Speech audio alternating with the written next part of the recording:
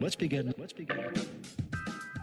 Welcome to Build an Agency, a podcast where we talk about the ups and downs of entrepreneurship, growth tactics, building businesses, and the events that affect your company. Let's jump right in.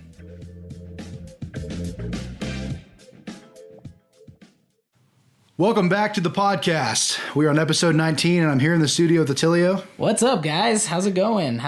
Long time no see. It's been exactly 1 week since our last episode. So, we got a great episode ahead.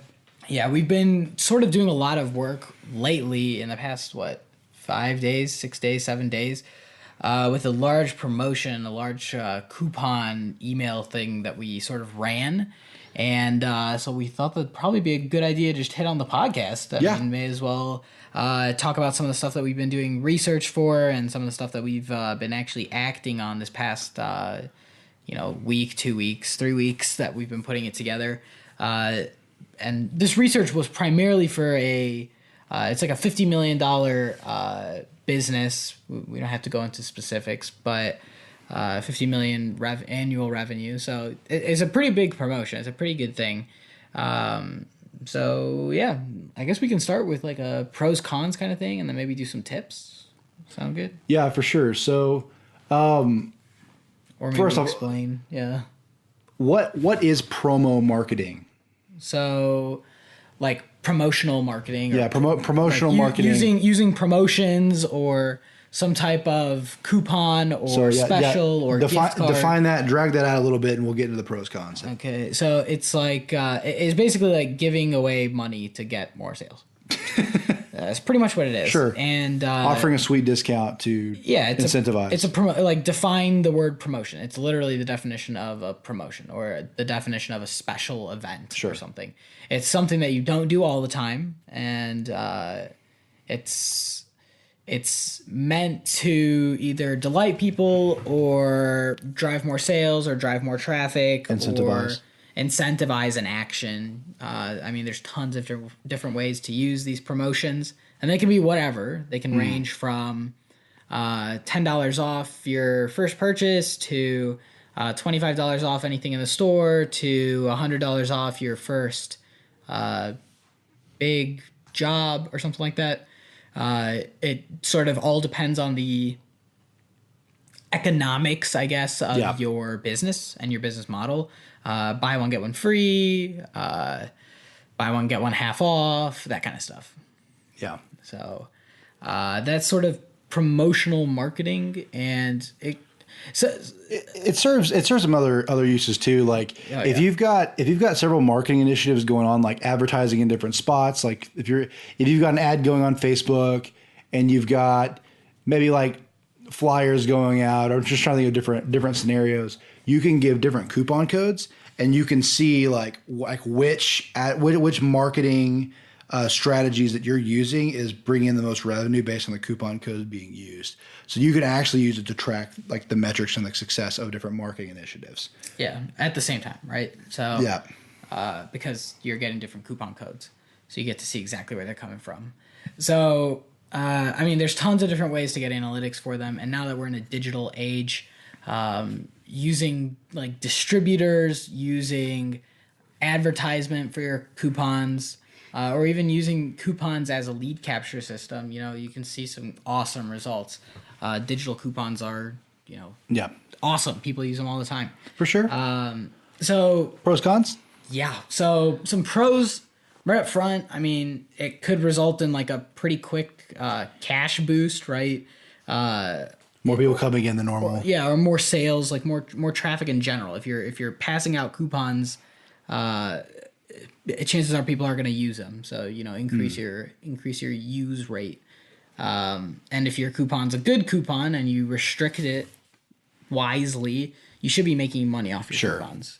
Another pro would be like, it's probably a really quick way to unload inventory, right? So if you're selling products rather than services, coupons are really, really great. If you're about to get a new product in, you need to unload like the old version of it, or you need to get rid of stuff that hasn't been selling. Yeah, stuff that hasn't been selling very well. Coupons are a really great way to get rid of it. Yeah, or stuff that's like just taking up the back, right? See, like retail, one of the big things is how much things or how much margin things will bring in based on how much space they take up. Yeah. Right? If something takes up a lot of space and it's not making you a lot of money, it might not even be worth it to put it out on your floor. Yeah. So it's costing you money. Unload inventory, right? Yep. Get rid of stuff that's not selling. Incentivize people to actually buy it and get rid of it and never buy it again. Yeah, really.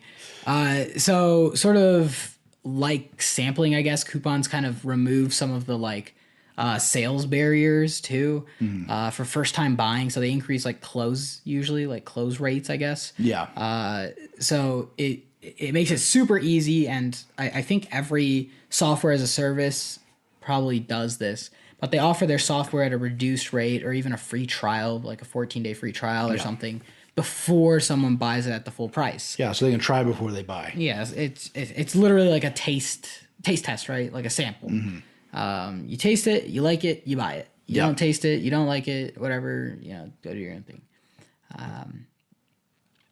So it could also encourage like brand switching, right? So that's interesting. Yeah, I think it's pretty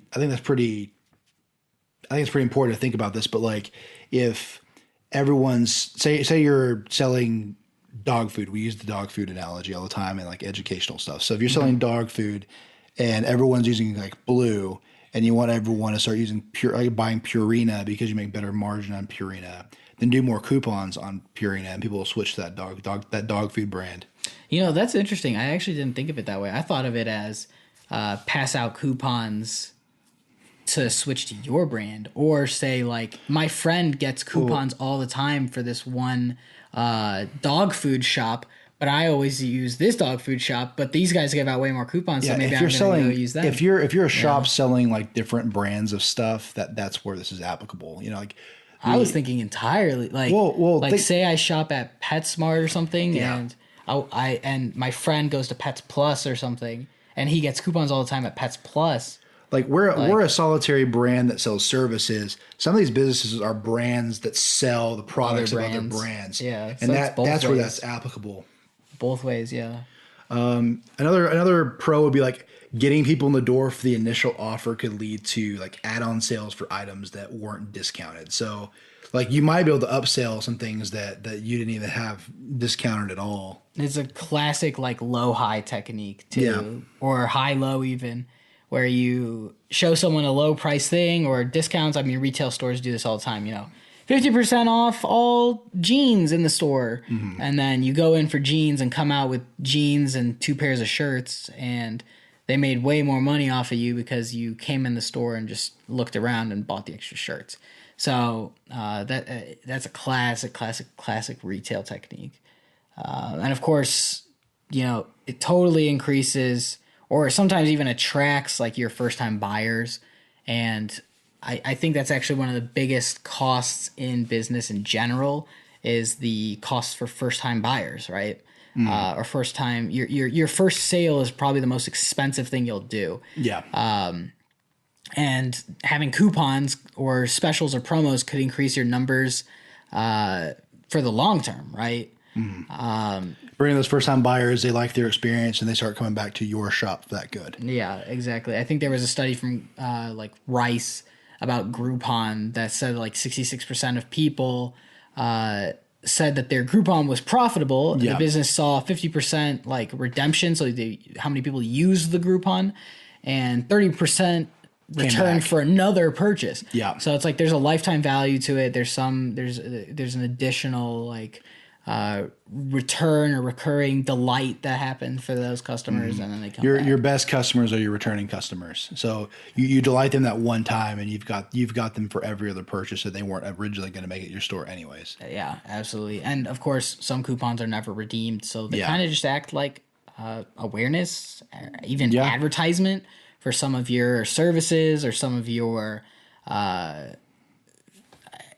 like products, depending on what you're selling, So say you're known for, we've been using retail several times today. So say you're known for selling, say, jeans or something, or you're known for your cologne, but you have an advertisement for T-shirts and shoes, and nobody knows that you sell T-shirts and shoes, but all of a sudden, you start wanting to go check that out because that advertisement's been out and around for a coupon. So that's kind of all the pros up front, I think. Absolutely. So let's get into the cons.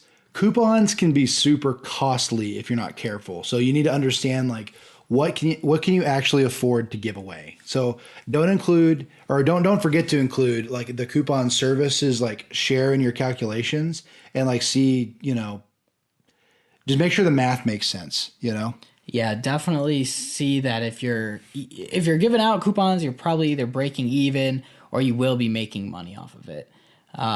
So maybe it's a reduced cost, but there should still be, some type of margin for the coupon. Otherwise, you're literally handing out money, and nobody wants to hand out money, right? Sure. It's damages right there. They also may not be like super sustainable as like a promotional strategy for everything you do. Like customers may only buy the discounted item and not something else.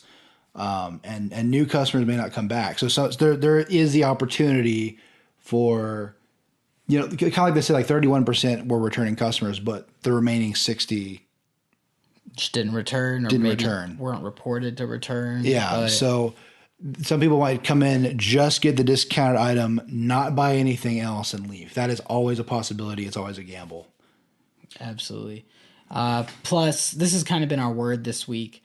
Cannibalization of existing revenue, right? So cannibalization is when, usually it's when one product stops the revenue flow from another one of your products. Not necessarily stops, but slows down or eats away at, hence cannibalization. But coupons can do the same thing, right? So if you give a coupon out to someone who's going to come in anyway, you just gave out that coupon for no reason. And that's how you cannibalize your revenue, right? People were going to come in anyway. They ended up not, or they ended up coming in, but they also had the coupon. So it's a waste. Absolutely. Man, I really hate the word cannibalization in marketing. It's just... I think it doesn't makes so much sense to me. It doesn't sound like what it means to me for some reason. I don't know. To me, it's like... I think it sounds exactly like what it does, but maybe I'm thinking of it in like... I just have a negative connotation with the word cannibalization. Yeah. Like I think for good reason. I've always joked with Attilio, we need to do like almost like a Pee-wee's Playhouse word of the day for marketing. And be like, today's word is cannibalization, and like cannibalization. This episode is brought to you by cannibalization. Like everything's going crazy, the couch is going nuts, like the furniture's dancing. You got goldfish jumping out their bowls and stuff. So the next con is probably the PO factor. So it can kind of disassociate or even alienate people who weren't offered the coupon. So say, for example, you offer, or you have like a loyalty program, or maybe you have like a coupon for vets or a coupon for students. So it could kind of like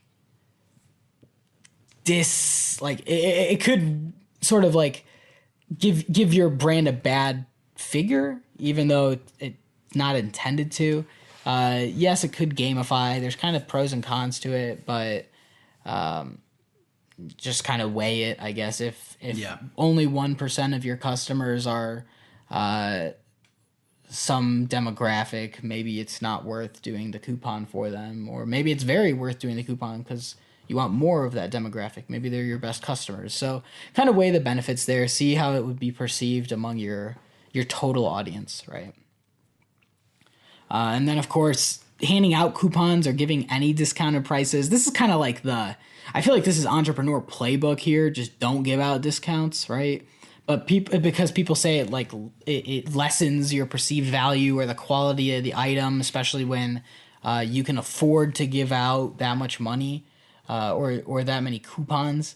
So there's a huge like perceived value game that goes behind coupons.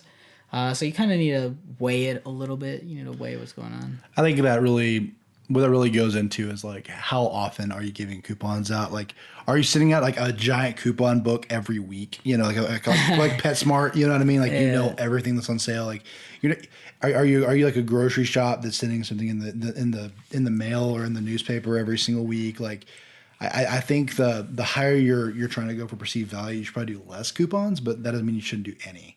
Yeah, it's definitely still a promotional, right? Yeah. So, and of course, with that is kind of carried in the like potential negative image of the brand. So it could make you look cheap, especially if you have like a luxury brand, or you're like discounting items that no one would want anyway. Or if like back to the luxury brand, you're giving off like $2 on like, you know, Rolex watches. That's like, are you kidding me? $2 on a Rolex? Like, come on. So you kind of have to, like, the deal has to be sweet, right? It has to have a high perceived value. If it's a sweet deal, people use it and people like you. But if it's not a sweet deal, then it could have a negative impact. For sure. Then, of course, customers could get used to waiting for the deals. So say everyone knows that you always have Christmas deals. They might just wait for the Christmas deals. I know that's how it is sometimes for Black Friday.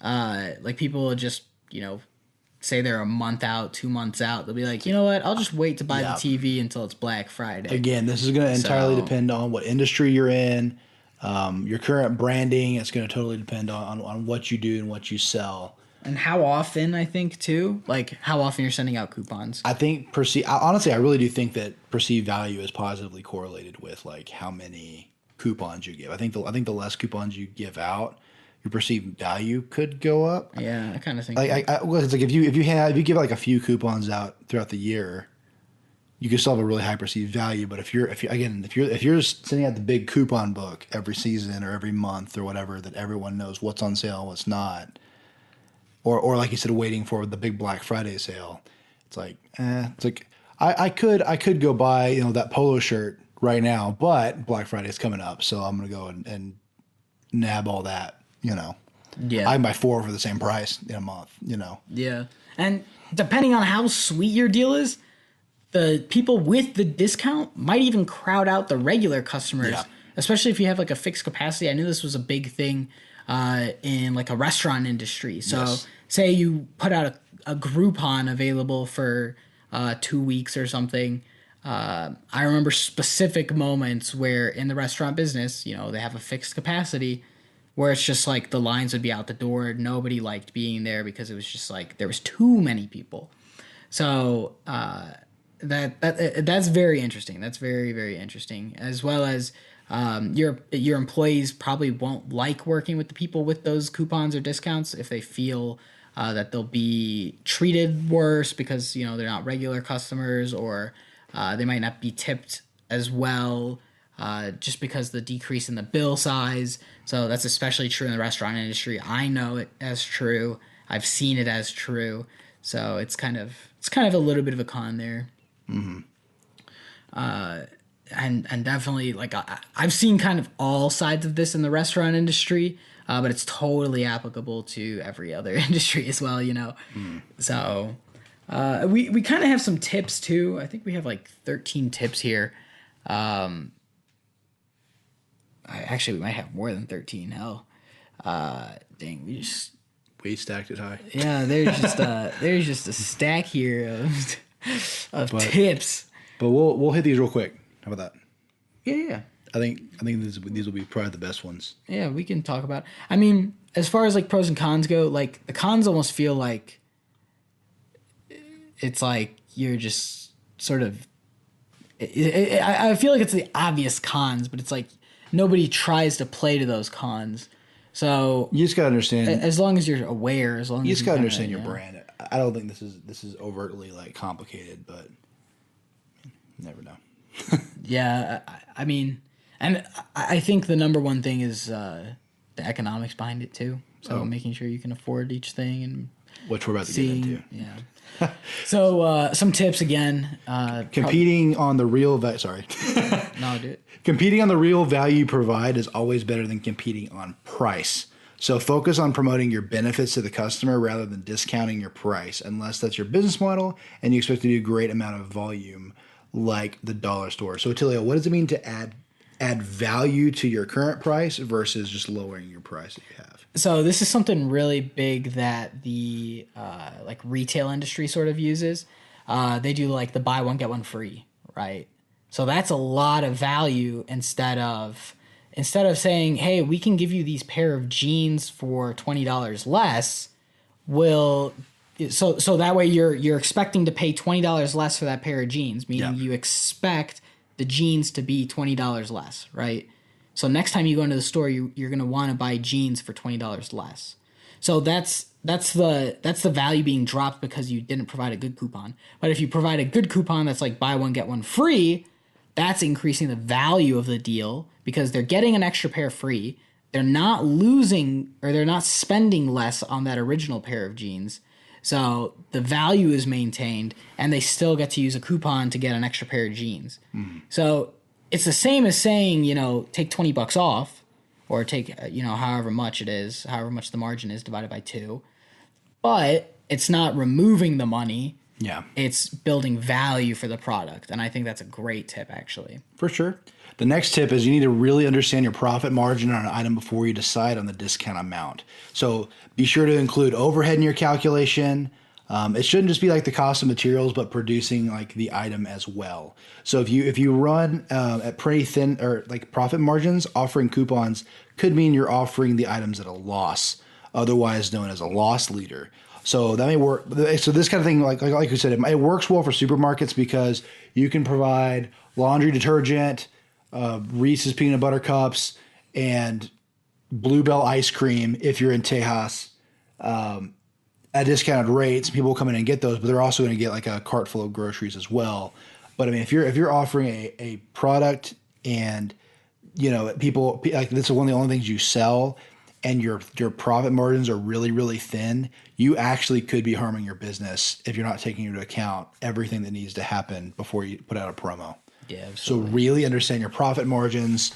The next tip, always consider your offer from the customer's point of view. All right. So like deploy empathy here.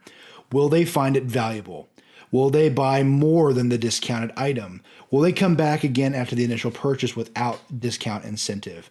Will they think less of your business because of it? So make sure your offer is really good and it's something that they'd come back for and buy at full price.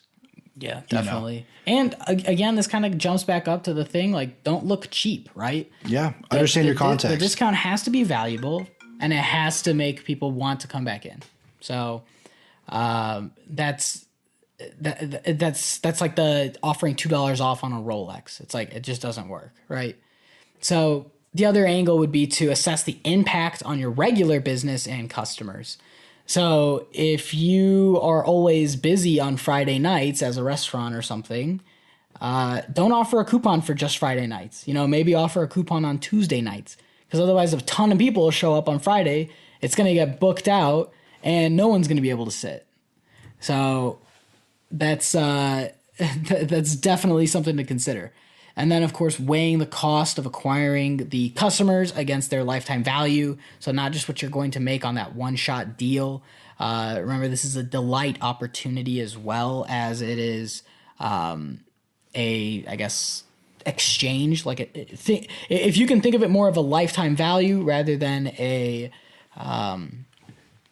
one-time exchange, your promos will probably make more sense too. I wouldn't calculate for the lifetime value. I wouldn't be like, hey, I'm gonna lose all my money on this one thing because our lifetime value is so high. But I would consider, giving some kind of sweeter deal, because if you have a lifetime value, that's awesome. Give a nice sweet deal. So, and then of course, don't forget that if the customer is smart, they are considering what it'll cost them over the lifetime of use. So this is pretty big for like SaaS or like TV, Wi-Fi, phone companies or something. If you're just giving them like 1 month of free phone service, it's pretty insignificant compared to the long-term expense. It might help people convert to you. So it might be like, all right, fine, what the hell? I'll buy the 1 month, or I'll get the 1 month free, and then I'll just continue on with it. Mm-hmm. But it's super small compared to the lifetime cost. So if you're expecting to pay, $700,000 for something, and they're giving you one payment for free, it's like, whatever, screw you guys. Like, well, I mean, I think something expensive like cable internet, like that's expensive for a lot of people. It's usually one of the bigger bills. So I think an example of us seeing this kind of in the wild would be paying for Hulu or paying for Netflix. So they offer a really awesome product at like $7-8 a month. And so you give someone a free trial, and they're more likely to pay for it later because, well, it's only $7. Yeah. Right. So they're considering that lifetime value. So offering that first free month, like you have to determine like what price point is your product or service, and see if that's really a good fit. Right. And then of course you need to consider the impact of the percent discount on an item sale. So if you are giving 1% off of a $300 purchase versus a $30,000 purchase, there's a good chance that someone will probably buy the item with the $30,000 1% off rather than the $300 1% off, considering like the trivial amounts. So that's something to consider. You know, you need to motivate buyers to purchase, right? That's the ideal situation for a promotion, is that you're getting people who weren't buying to buy. So it needs to be sweet. It needs to be a sweet deal. And ideally, the perceived value should exceed the actual cost of providing the discount. So, for example, if a business model involves high fixed costs like a movie theater, it doesn't cost too much to give away a seat that may go unfilled anyway, right? So if you're expecting a half full house, you may want to consider giving away like buy one get one free kind of tickets or something to incentivize people to come in. So that'd be something interesting as well. Consider your business model. So also, like, set good limits. Like, so set like expiration dates, like a minimum number of buyers like required before anyone can redeem. Like first time buyers only. Like restrict to like less expensive or easier to deliver services, or small denominations that can't be used on the same purchase. Like a minimum amount off per meal, et cetera, et cetera. Like make sure that like people can't use this coupon to, perpetually screw your business. Right. So like, it's good to give these incentives out. It's actually super fruitful if you're using these in the right context. But make sure this actually isn't going to be harmful to your business. Set the appropriate limitations. Absolutely. And of course, if you're offering a service, the first time delivery of that service may be kind of a high cost, especially to like the service providers. So if the subsequent services cost you less, then it may even make sense to pull in those customers for a first time deal, because your costs will decrease over time, which means you get bigger margins over time. So like a good example of this would be, actually our business model would be a really good example for this, or even like a house cleaner. So the first cleaning is a little more costly, but the return like touch-up visits require less work. So this kind of works like search engine optimization a little bit. There's kind of like a huge overhaul, a huge load up front, where you need to get it to be return on investment friendly, right? Mm-hmm. So where they're making more money than your services cost, but then after that, it's more maintenance, right? Yeah. It goes into kind of like the touch-up mode, the testing mode. Yeah. So your margins are going to be significantly less at the very beginning, and then they go up quite significantly in subsequent months. So you also need to be like thinking about the long game. Yeah, absolutely. For sure. Those are some really good tips, man. I think we have like 13 like business scenarios, right? Yeah, there's some like entrepreneur, like strategic things from other people, which we can run through. You think it's smart to? What were we at? They're kind of... We're at 30 minutes. They're kind of hefty. No, you like our 30 minutes? Did we go too fast for you guys? Yeah, did we blaze those too quickly? No, we honestly like burned through those actually. Do we have any favorites from that list? But yes. So I really liked at the very beginning when you were talking about using coupons to track events, I guess. Yeah. Track marketing efforts. And other than that, like, really there's kind of just like perceived value. Make sure you're on top of your game, right? Don't use a loss leader unless you mean to use a loss leader. So the loss leaders are when, again, your coupons negatively. It's when your coupons are actually making you lose money, but it's because you're like, oh, dang. And grocery stores do this all the time. It's like you get a sweet deal on milk, but then people will go in and they'll buy cereal, chips, they'll buy dip, they'll buy food, they'll buy this, that, and the other. But they saw the sweet coupon because you have great prices on milk, right? And you're actually taking a loss on the milk, but you're gaining money on everything else. So I think it's interesting keep in mind the economics of the scenario, keep in mind your business model, and also keep in mind if you can increase the value of the promotion without decreasing the value of your product, do that. So those buy one get one free deals rather than $20 off, right? Absolutely. Yeah. Do you have any favorites? What do you think? Definitely. There's just a lot of business examples of people using coupons to understand where their cash flow is coming in on marketing schemes, kind of like we've talked about like a little bit. But like everyone's really like finding ways to like use coupon codes as a way to incentivize the customers and really understand like your market, and understand where your cash flow is coming in. And I think it's a really good deal. We didn't really talk about like loyalty programs actually. We didn't talk about loyalty programs. It was kind of under a con. So we mentioned that like programs may alienate some people.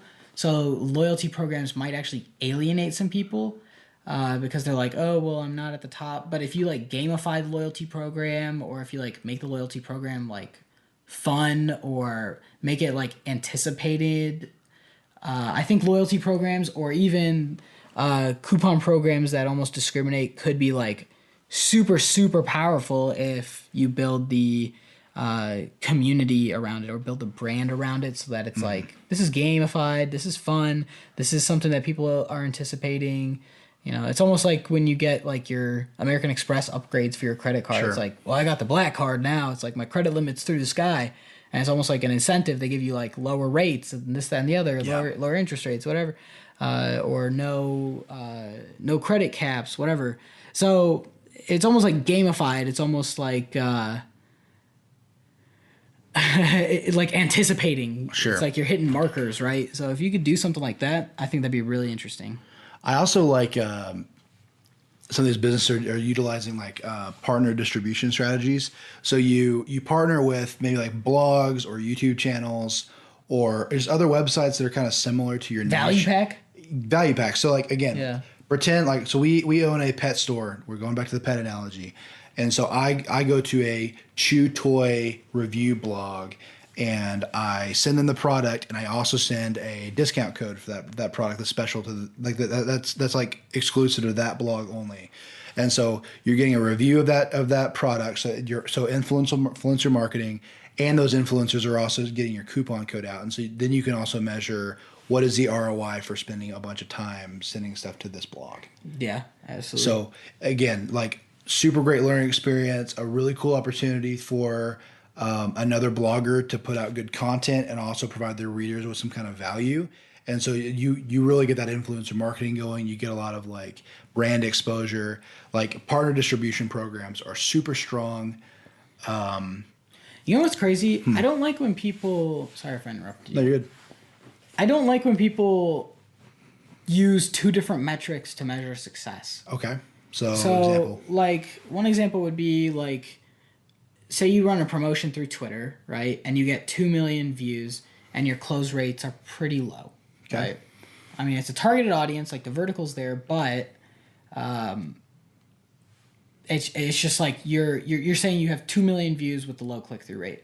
And then similarly, you do something where you're like, I'm going to have my customers, anytime they ask me for a coupon, I'll give them a coupon. So, and that's sort of like a culture that's built in, right? So, and then of course you're like, well, our conversion rates are really high when people are asking us for a coupon instead of us asking them to come buy from us. Yeah. And it's like, well, yeah, no shit. Like, of course, like that person is coming to you to buy from you. Yeah. Of course they're ready to close and get a coupon from you. So it's just like and it's astonishing how many people actually use like two different metrics to compare or weigh success. Like, please don't do that, especially when the campaigns aren't even in like different, or they're not even in the same part of the funnel. So that's the other thing too, is like, make sure you're in the same parts of the funnel when you're measuring impressions or closes and stuff. Like, it's too hard to mess up, or it's too easy to lock yourself up on one floodgate when you should be looking at another floodgate. So, and it's such a common thing for some reason. And I know a lot of you guys are smart who are listening to this.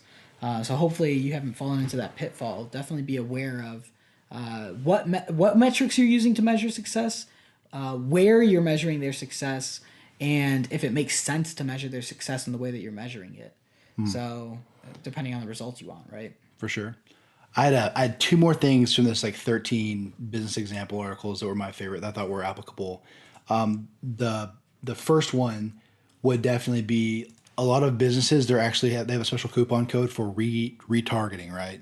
So if someone's been viewing a product or have done something called cart abandonment, which is when you add items to your cart and then you decide I don't want this anymore, and you leave them in your cart and you take off. Amazon all the time. Oh yeah, well, and I do it all the time. Like where I think I'm going to buy something and I decide, I don't need this expensive camera right now. Or you just get busy and you just, Yeah, but what Amazon could do for me, for example, I nearly bought a Nikon D5600 the other day because I really wanted it, and I left that's in my cart right now. And what they could do is they could send a retargeting advertisement and go, like, hey, like buy in the next hour and you get 10% off the camera. And so then suddenly it's like, Prime I think I need to go back and buy the camera now because I get this 10% off discount that I'm not going to get next month. Yeah. So suddenly you have people coming back to their old cart and going, is there any of this that I could get right now and I won't be able to find this at this price later? And so that's a really good opportunity. And another one is using coupons as acts of kindness to delight customers. And so what you do is you give like your employees a handful of discount codes in varying increments, and then you just let them surprise customers with them. So you can teach them, say stuff like, we appreciate your business so much. I'd like to give you this $50 off of your next order. Thanks for being such a great customer, kind of thing. And then you usually delight your customers in that way. So you can just you hand like a certain amount of coupons every month to your employees. Team, yeah, so like your customer service here's a $50 coupon, here's a $100 coupon, whatever. And if you have a customer that is just super cool, that is just a delight to work with, and is just a good human being, like $100 on us, Yeah. And you can choose who you give that to, and that'd be huge. And those customers are extremely excited. They're already stoked on your brand. They're already cool with you anyways. And now they're even more excited. And now they're brand advocates. And now they're bringing in more money than they're initially worth. So, yeah, crazy. And coupons. I love to think of the pros for coupons. And yeah, there's cons, but if you play your cards right, hopefully you stick to some of these tips. You'll definitely be making money off of your promos, your specials, your coupons, and whatever else you want to call them, your gift cards.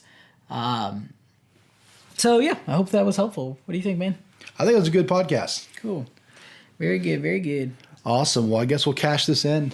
Yes, sir. Thanks for listening. We'll see you again next week on episode 20. Peace.